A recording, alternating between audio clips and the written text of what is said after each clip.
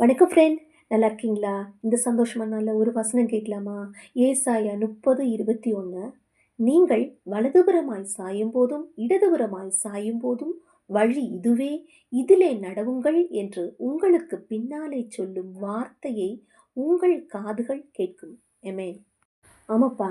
எனக்கு இருக்க கொஞ்சம் அனுபவத்துல சொல்றேன் நானு. என்னைக்கு நான் இந்த வசனத்த வாசிச்சு, அத நம்பி ஏத்துக்க ஆரம்பிச்சேனோ, அன்னைக்கு தொட்டு இன்னைக்கு வர என்னோட தேவைகள் எல்லாம் நடக்குது.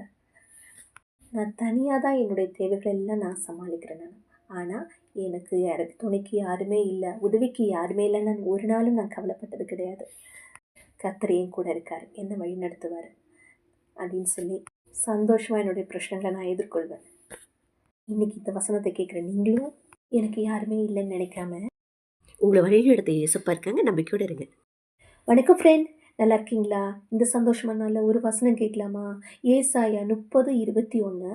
நீங்கள் வலதுபுறமாய் சாயும்போதும், இடதுபுறமாய் சாயும்போதும் வழி இதுவே, இதிலே நடவுங்கள் என்று உங்களுக்கு பின்னாலே சொல்லும் வார்த்தையை உங்கள் காதுகள் கேட்கும். ஆமென். ஆமாப்பா. எனக்கு இருக்க கொஞ்சம் அனுபவத்துல சொல்றேன் நானு. என்னைக்கு நான் இந்த வசனத்த வாசிச்சு, அத நம்பி ஏத்துக்க ஆரம்பிச்சேனோ, அன்னைக்கு தொட்டு இன்னைக்கு வர என்னோட தேவைகள் எல்லாம் நடக்குது. நான் தனியா தான் என்னுடைய தேவைகள் எல்லாம் நான் சமாளிக்கிறேன் நானு. ஆனா, எனக்கு துணைக்கு யாருமே இல்ல, உதவிக்கு யாருமே இல்லன்னு ஒரு நாளும் நான் கவலைப்பட்டது கிடையாது. கர்த்தர் என் கூட இருக்காரு. என்ன வழி நடத்துவாரு அப்படின்னு சொல்லி சந்தோஷமா என்னுடைய பிரச்சனைகள நான் எதிர்கொள்வேன். இன்னைக்கு இந்த வசனத்த கேட்கிற நீங்களும் எனக்கு யாருமே இல்லன்னு நினைக்காம உங்கள வழிநடத்த இயேசப்பா இருக்காங்க. நம்பிக்கையோட இருங்க.